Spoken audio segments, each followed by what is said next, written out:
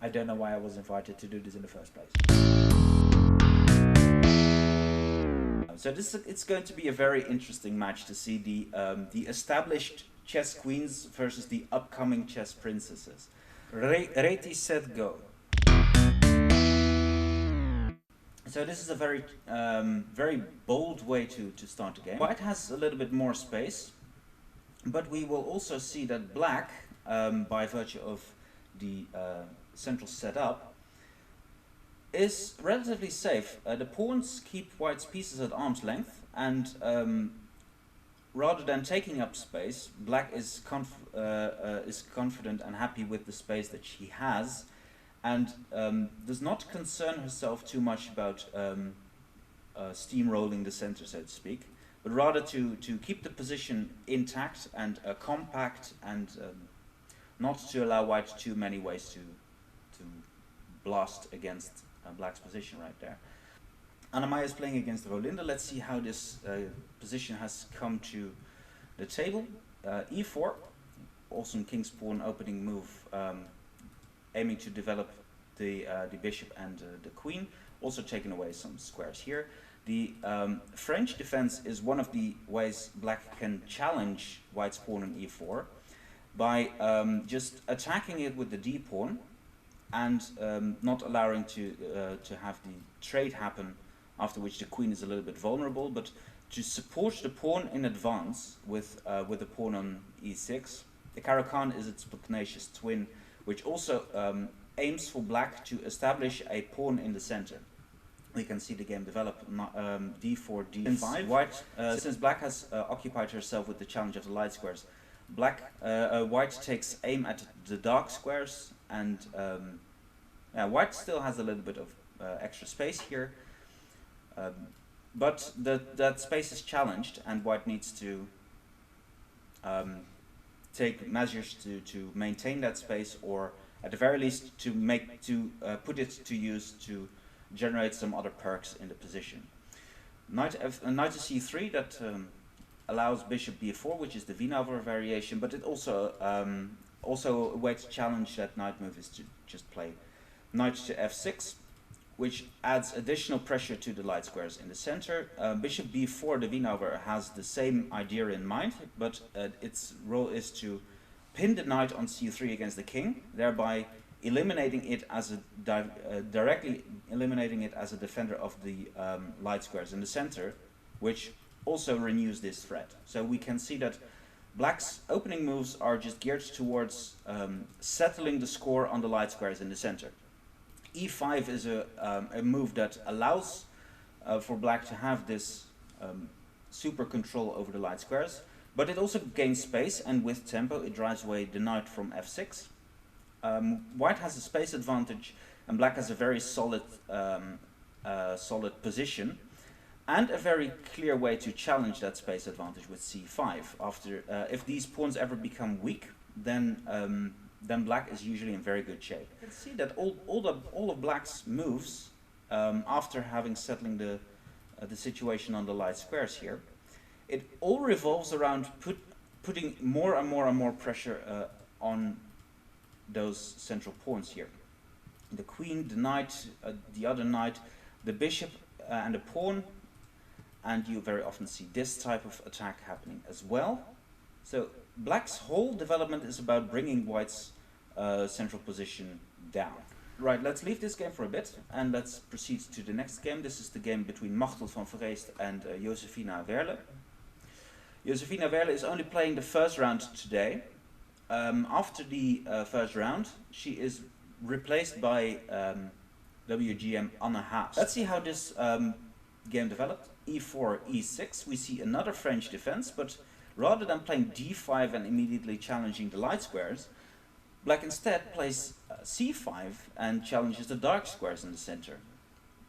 If white develops the knight into f3, we essentially see a Sicilian position over here, regardless which line you choose. White usually supports the better center, a little bit more space, and a little bit of a quicker development. But black has a lot of play against white's position, especially along the semi-open c file, and white obviously has to be wary of the central pawns not materializing into concrete and active central pawns. And that's the struggle how you very often see. White has sacrificed a piece, so she has to win in the attack.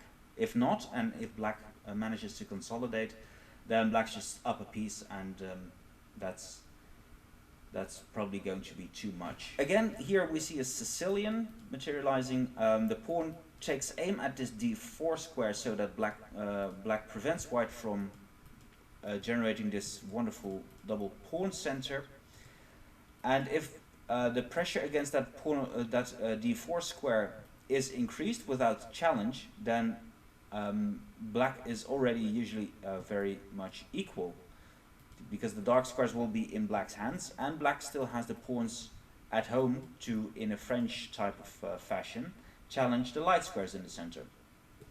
So what you very often see in these Sicilians is either white challenges the center with d4, which is what happened here, or white refrains from playing d4 and instead tries to generate a pawn chain here with a pawn push to d3, and the f-pawn usually joins in as well to form a very powerful pawn chain to launch an attack against the king side by black. If black manages to carry out the pawn to d5 thrust, then black's usually very happy in the Sicilian, because that is a direct threat against the pawn on e4. If this pawn drops, then white's space advantage vanishes, and also black will be the only one left with the central pawn. So d5 is a key move in basically every Sicilian that you will meet, because d5 is the key move. Very often, the key move for black to try to put to practice. Very often, white wants to put the pawn on c4, thereby over-protecting that d5 square, and simultaneously also putting up a pawn chain here to blunt the c file against black's position. So forcing white to play knight c3 is a little bit of a gain in itself, because the Marocci bind is no longer on deck. Bishop e3, that's a natural, normal developing move that will be good regardless of the consecutive play. Knight b to d7, that's also a normal developing move. The bishop is going to that diagonal. We can see that black is, although it looks like white is has a firm grip over the center, black is actually doing pretty well, and black is going to fight against that center from the side of the board without committing the central pawns too early. Those are black's main long-term weapon, and black is going to try to put that to good use. Knight to a4, and aims to exchange this bishop. I like that idea because it unbalances the position. If, for instance, white would get some play against the dark squares, then this bishop cannot assist in the defense of those dark squares. So white would be a piece up if she manages to generate some attacking chances against the dark squares. Simultaneously, or like parallel to that, black has the same on the light squares. So if black manages to generate an attack on the light squares, then that is usually going to be devastating. The point that you can keep in mind here is that with opposite colored bishops, the one who has the initiative usually wins, and if you cannot manage to obtain the initiative, then you have to try to trade everything down into the endgame, especially queens and rooks. Because in the endgame, a pawn is trying to promote, and the pawn has to cross dark squares, light squares, dark squares, light squares, dark squares all the time. With a limited control over the light squares, black will be very much able to defend against a passed pawn running there, because the light squares are firmly beyond white's reach. Mobile pawn center. I think with these moves here, black is already very well equipped to grab the initiative, and we can already see ideas with d4 and rook g6, and g2 is hanging. I think that black's already winning here. I think that this is a very useful defensive tactic, a very useful defensive resource. Black is already threatening to push f5, blunt out this bishop, and then just trade the queens. So white has to play f5, which is what happened in the game. But then black too has a way out, especially because the pawn is no longer defending g5. So the bishop gives check. I think that that's a very smart in-between move, because it puts the king onto the h-file where the g-pawn is pinned by the other bishop. And then queen g5, black is already on the brink of consolidating here, and white just simply does not have an answer to this. The exchange of the only remaining minor piece is not going to help white's case along. I think white is lost. White does not have enough compensation for the sacrificed piece, and black is just trying to keep offering the queen trade.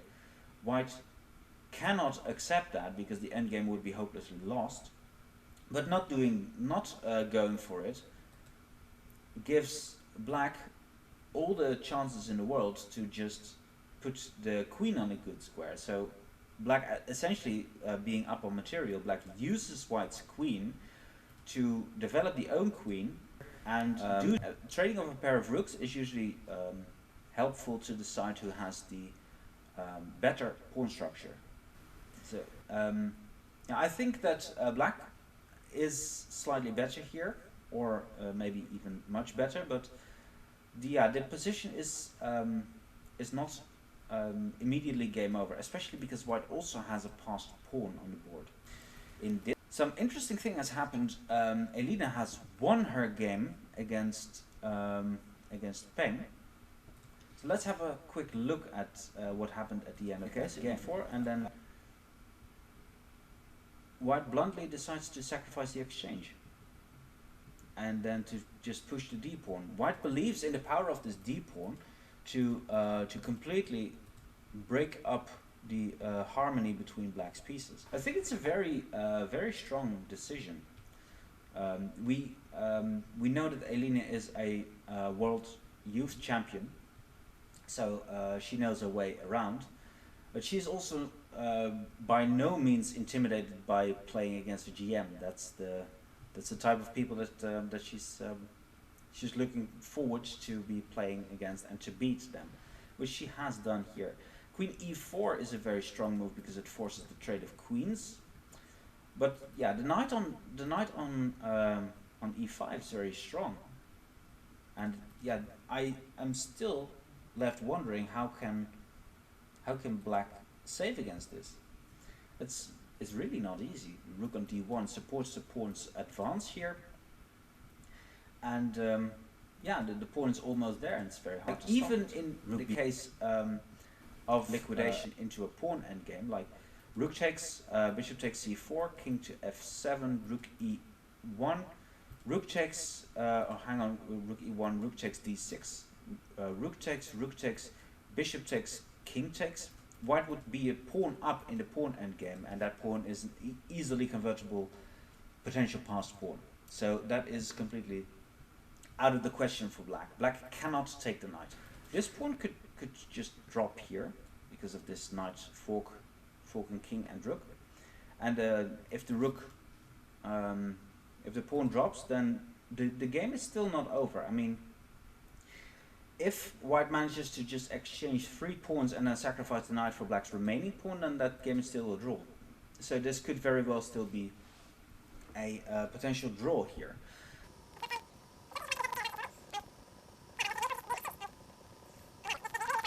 And yeah, this really looks like black cannot make any progress. I mean, white essentially manages to generate this nice pawn duo c4 and e4. I've already covered that in one of the games that started with the Najdorf. This is a type of Maroczy bind structure, but I wouldn't quite call it a Maroczy bind here, because the Maroczy bind is usually a weapon against the accelerated dragon type of positions, in which this bishop is developed into g6. G7 with some lots of pressure against that long diagonal. Here, however, we see that the pawns are on d6 and e6, and with the pawn no longer providing a protection of the d pawn, the bishop is very often developed into e7, thereby providing this pawn with a little bit of a backup. And these positions are usually called hedgehogs, in which black very often puts the pawns on these squares, so as to form some sort of ambush for all white's pieces. Like all the squares on the 5th rank are covered, and it's very hard for white to pierce through that defensive layer.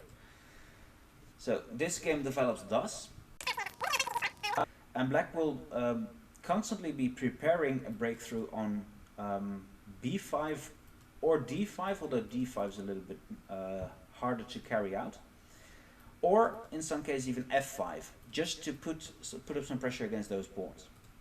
White, on the other hand, is trying to just increase the spatial advantage, potentially with a pawn thrust to f5, and to launch a kingside attack, or in case something goes wrong in black's camp, to just push c5 or e5, completely blast open a position, and use that for the pieces to launch an attack against the center or the queen side. We see this knight of variation. a6 actually helps with the central development. That looks like a very outrageous idea, but I can explain. The immediate e5 would probably be met by not knight to b5, but bishop to b5. And that check is very annoying, because the knight's going to jump into f5 either now or immediately after. And with that knight there, it's very close to this square. And if the pawn is on e5, then having this knight here would be a very, very strong position for white. So this bishop b5 move is a threat in case black wants to play e5. So a6 prevents against that, so that e5 is now an idea that black could put to use, and there it happened. Bishop e7, it's a useful developing move to tuck the king away. f3, that reinforces this pawn chain, and yeah, the control that white has over the light squares in the center. Bishop e6 is a very useful move because it prepares for this d5 move, and it gets the bishop out of the way for any potential rook to go to c8. White does castle queenside, black castles kingside, and this is a very interesting type of position.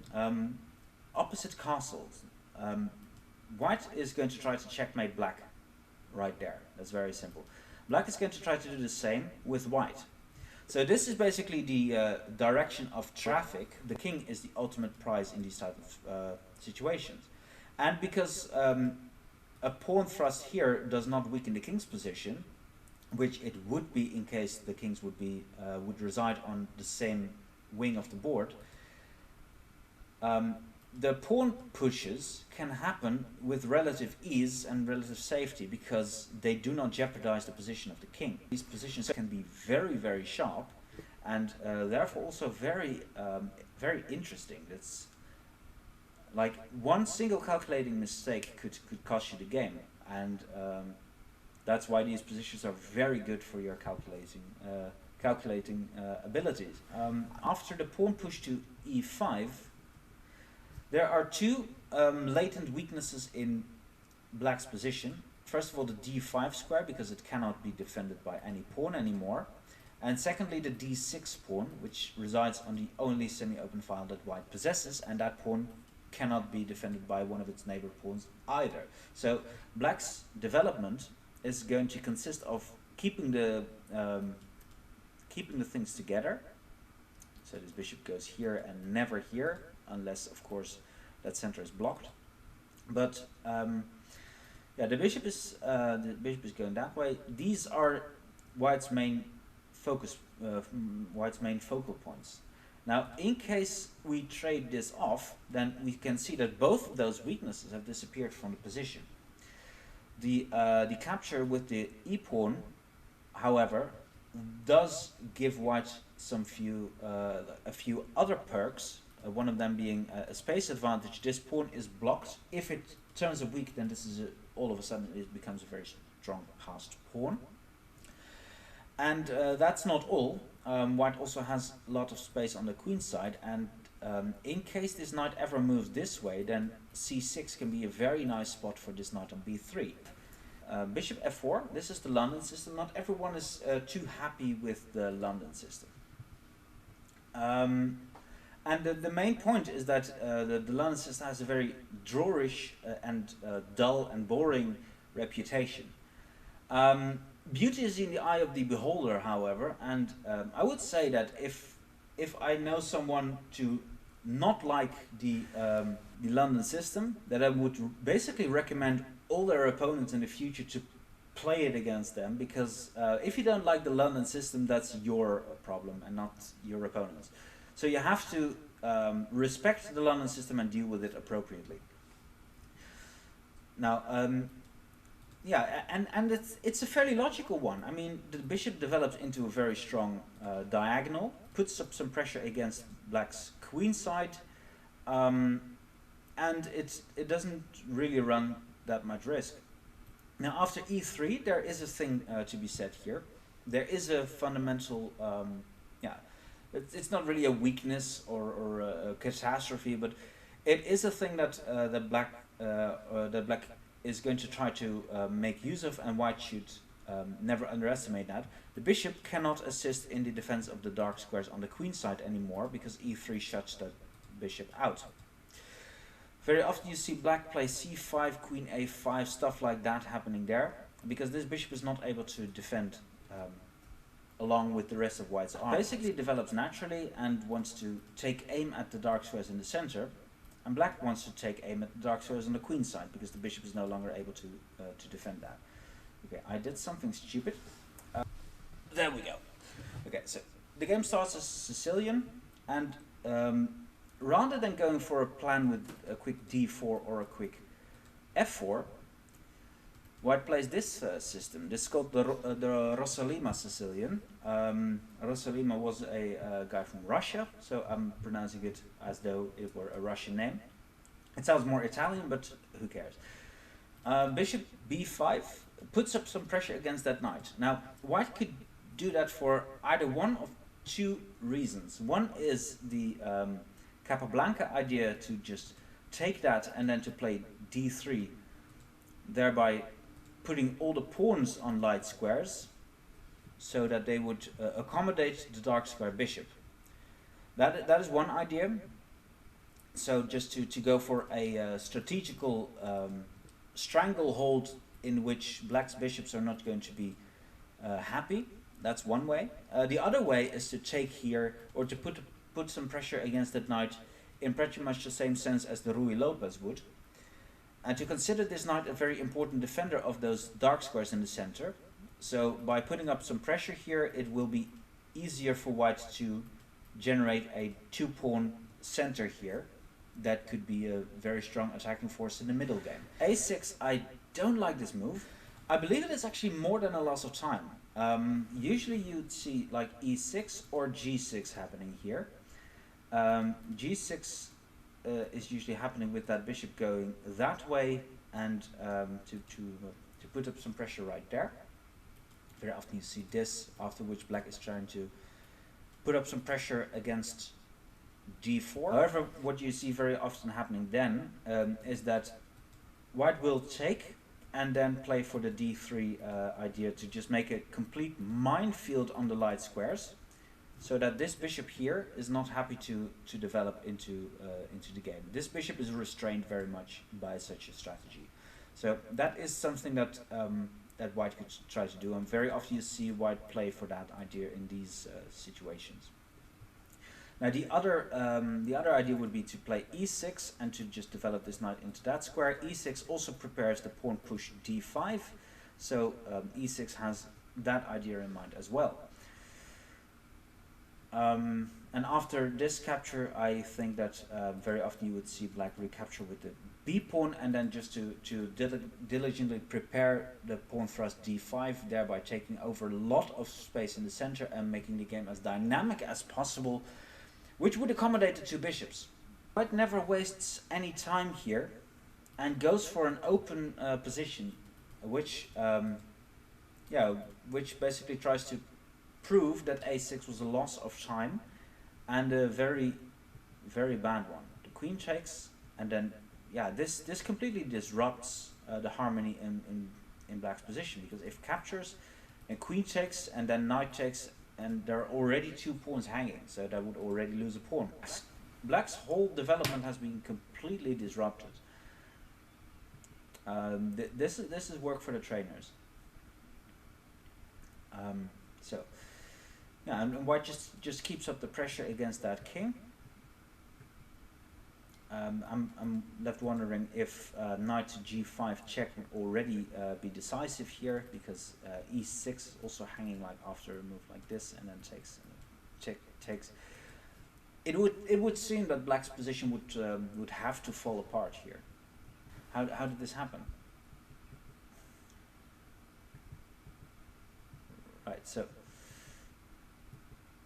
black just sacrificed the exchange here, and white is in a ton of trouble.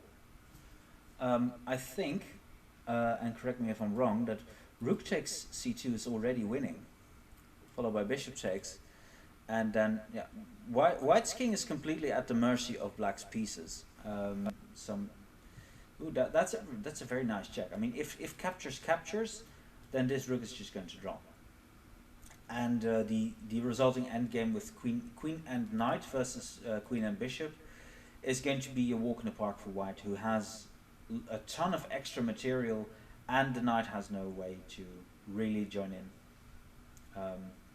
anything on the queen side. So white is going to be completely crushed. We see that Anna-Maja has indeed lost her game.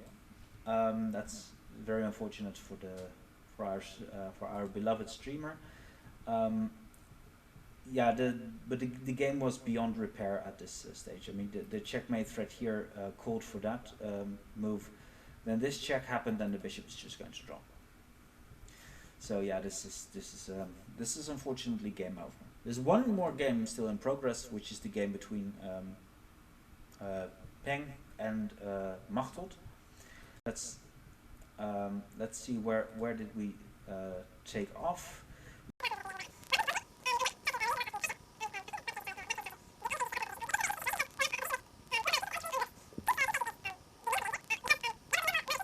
So both sides have an approximately level amount of chance. I mean, both sides have two connected pass pawns on the third and fourth rank respectively, and yeah, it's a very interesting type of position to play on. But I think that the correct result here is a draw indeed, and it happened right there. So.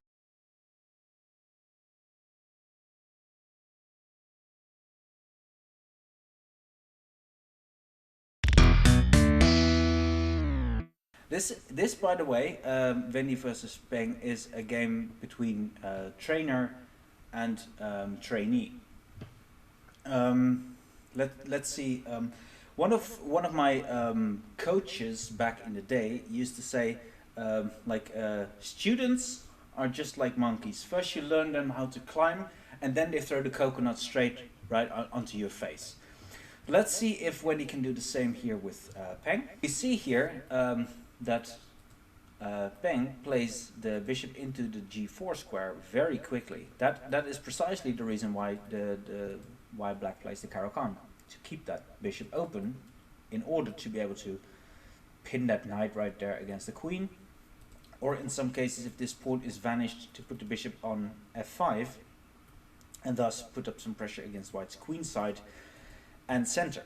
So that is a point about the Caro-Kann. White very often sports a little bit more space, especially because the pawn on d4 is going uncontested for a long time, and black is going to seek to attack that pawn later on.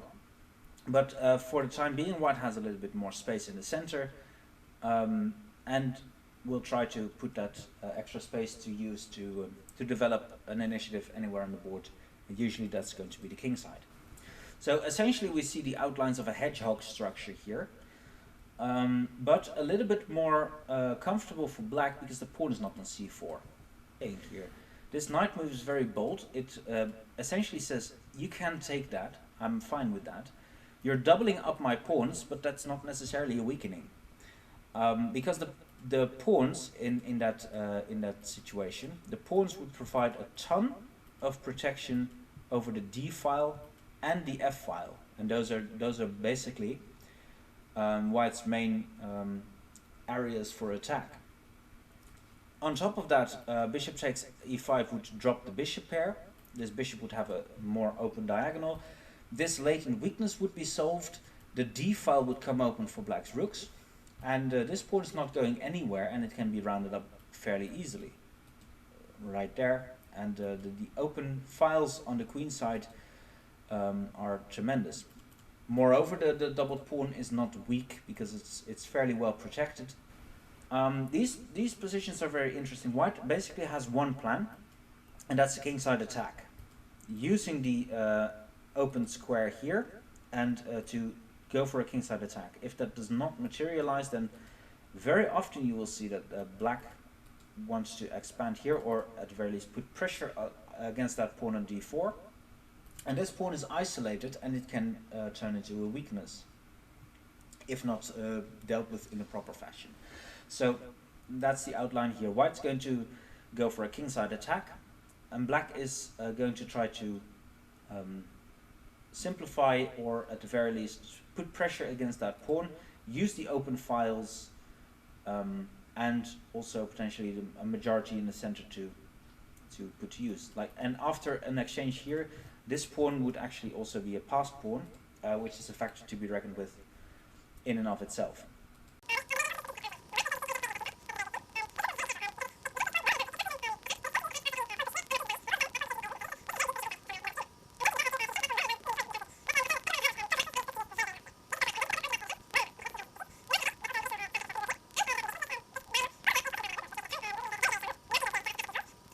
Right here. So this bishop, usually the worst piece on the board, by any means, is now looking forward to a pretty bright future on that diagonal. And if it manages to exchange itself for white's light squared bishop, Tarash used to call the light squared bishop in most of his games, he calls it the attacking bishop, or so-called, in German that would be the Angriffsläufer, der Angriffsläufer. If that bishop is gone, then all of the latent threats against those squares, as implied by the queen and the bishop forming a battery on that diagonal, all of those attacking ideas completely vanish off the board. So those are no longer on deck after those bishops are exchanged, which is precisely why black is going to prepare that. At the very least, is a very interesting same color bishop endgame. It's very interesting to see how this develops. My bet would be a draw, but I'm not sure. Yeah, the capture here is very strongly met by rook to d8. I really like this move. So this also keeps the black's pawn structure dynamical. Taking there with the pawn would kill the dynamical potential of those pawns. So there's that. I really think that, and here you see that black has no intention to take this one with the pawn, rather to use this pawn as an attacking force, attack the bishop, and then to just collect the pawn. The e file is open, the bishop's diagonal is open. Black has a battering ram on the queen side, and white's king side structure has been compromised. So even though these pawns are isolated, and from a count how many pawn islands exist on the board, this would be a structural deficit. Black's position is structurally much better because there are still pieces on the board, and that gives the dynamics just completely bail black out for the lack of integrity of the pawn structure on the queen side. And yeah, this is an awful move. This traps the queen. And this h5 move is one tremendous move. Because it puts the pawns on light squares, but that's not all. This pawn is the candidate to be promoted. And it's already there, blocking this pawn on the color of the bishop, which means that black will constantly have to worry about this pawn. And after these pawns are liquidated, all of a sudden this pawn can become a very strong attacking force. And it's not just that, this pawn is also fundamentally weak.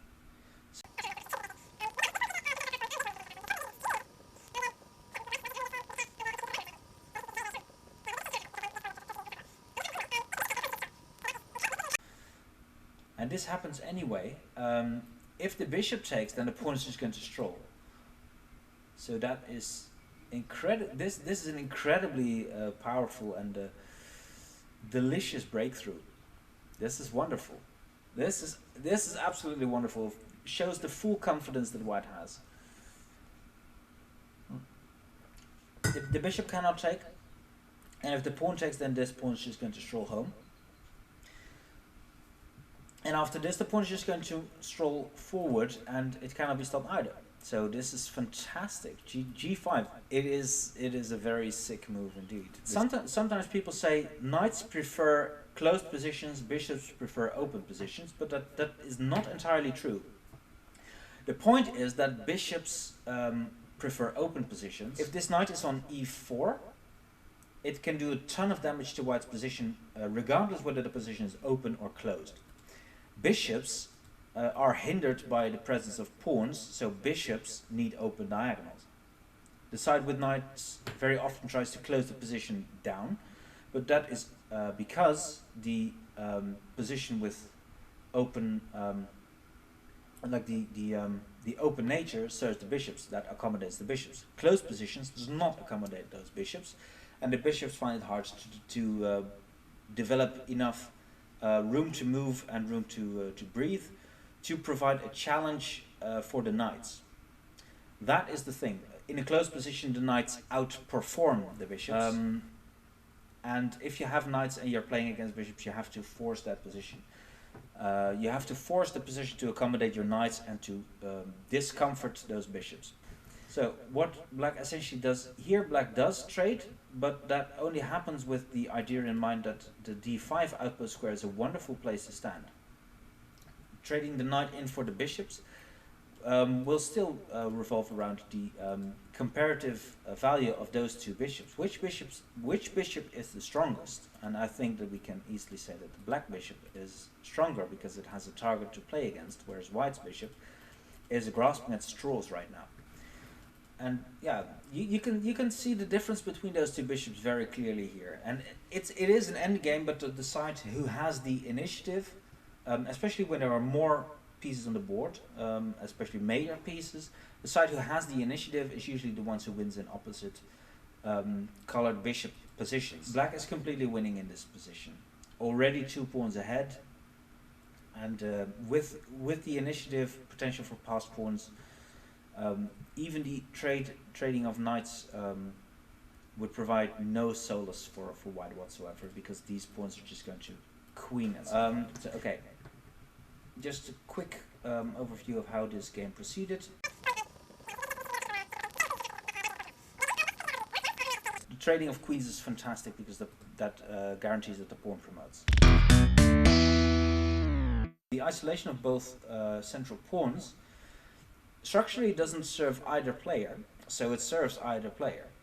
This is a very interesting case, actually. It's no mutiny, even though it might look like that at first, but white is looking forward to untangle these bishops and then to just enlarge or just put a plan to use against the undeveloped black position. Black is obviously trying to do something here, and that can call for a very interesting match. If white plays e4, we have a Sicilian. So this invites white to play the Sicilian. This is the Reti system after the Hungarian chess legend Richard Reti. I don't know if I'm pronouncing that even remotely correctly, so do not shoot me if I don't. And the point of that move is to quickly develop a piece into those squares and to use those pawns only later on, when white has a clear plan what to do. This is basically this setup is called the Botvinnik setup, named after I don't know how many of world champion he was, Mikhail Botvinnik, a Russian player who has been world champion I think 3 times. That to use. I really like this move by Rolinde because this allows any bishop h3 movement. And after that, some ideas here, or here, or here could be on deck. So maybe f5 is a little bit outrageous because that warrants white to play bishop h3 and completely limit black's movements there. But yeah, this queen Queen to d7 move is a very fine move indeed. White usually has 4 pawns on the king side, and black will have a disrupted pawn structure on the queen side. The endgame has already been introduced, and black has the bishop pair in that endgame. So white has a structural advantage, and black has a ton of dynamical advantages to show for that. Very unbalanced, because both sides are trying to prove that what they have is better. Like, it's you can basically compare it to one person having a grass type Pokemon and the other has an electric type Pokemon, and both sides are trying to establish which of the two is actually better. It will depend on how well each side uses their individual assets. Yeah, all the pawns are here on the 7th rank. So black has played e5 and left all the pawns at home. But we'll see about that. We'll see how this game will develop. And the knight's just a thorn in the eye for black. The bishop cannot be developed. This bishop is not communicating with anything. If c6, then the other knight's going to jump into this square, and that's it. It is only aesthetically pleasing, but other than that, it's awful. But I think that white should just be completely devastatingly winning here. Black has no play at all. The queen side is undeveloped, and yeah, I don't see any way out for black. The king is in danger. The pieces are discoordinated. White has a ton of extra space and is already up on material. 2 pawns, that is. I think this also calls for a very quick liquidation after, like, bishop g7 takes, and then yeah, this rook would also be hanging after that. So I think that white's just winning this. And black owes it to herself to try to make the most of both the bishops and to try to untangle. If black does not, then her position is going to very slowly deteriorate, and that is something that you just do not want to have. Berserk is a word in the English language, so you can say that.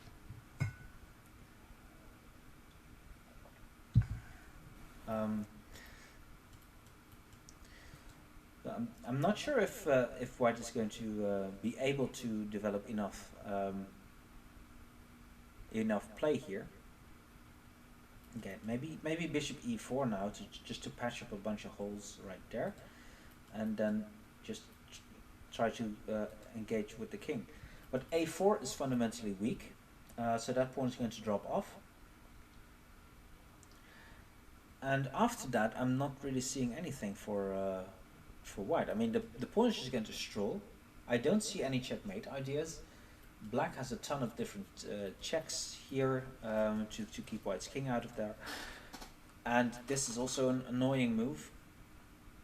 And yeah, this aims to just do something right there. So I think that from a practical point of view, Anna-Maja is playing very well here. But I'm pretty much concerned. Like, if king f6, king f4, then g6 is annoying. Because rook takes g6, rook f2 check wins. It looks like very strange trips on b4, b5, and b6 by white. Looks very nice. Looks very nice, but oh my god. Okay, this is the type of move that you play chess for. Yeah, boom. It seems outrageous, but it's perfectly possible because of this. 7th rank tactics, ladies and gentlemen. Takes, king h8, and yeah, the game is over here. It's sad, but the game is over here. Just takes, and then the check on c8 is happening, ensuring that at least 3 of those b pawns promote. We were looking at this, and then this happened. Check, and rook f6. Okay, that basically decides the game. The rook keeps the whole position together. a4 is going to drop, and then the a pawn is just going to stroll. Elina has won as well, so this is really the rising star of today. She has beaten. Okay, let's just go over to that the game.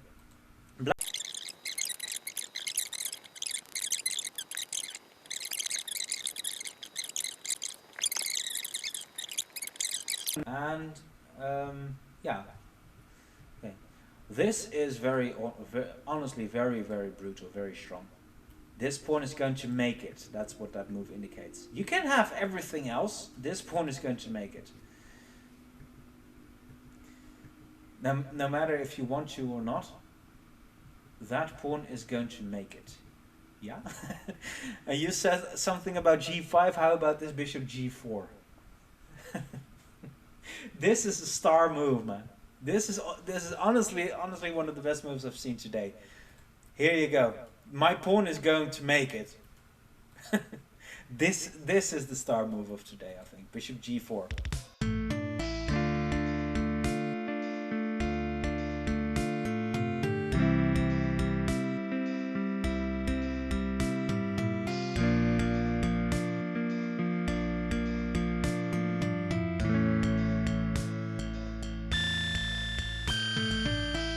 Everyone, thanks a ton, and also thanks very much Anna-Maja and all the chess queens and princesses for having been here today. It's been an absolute blast. Take care everyone, and have a great one.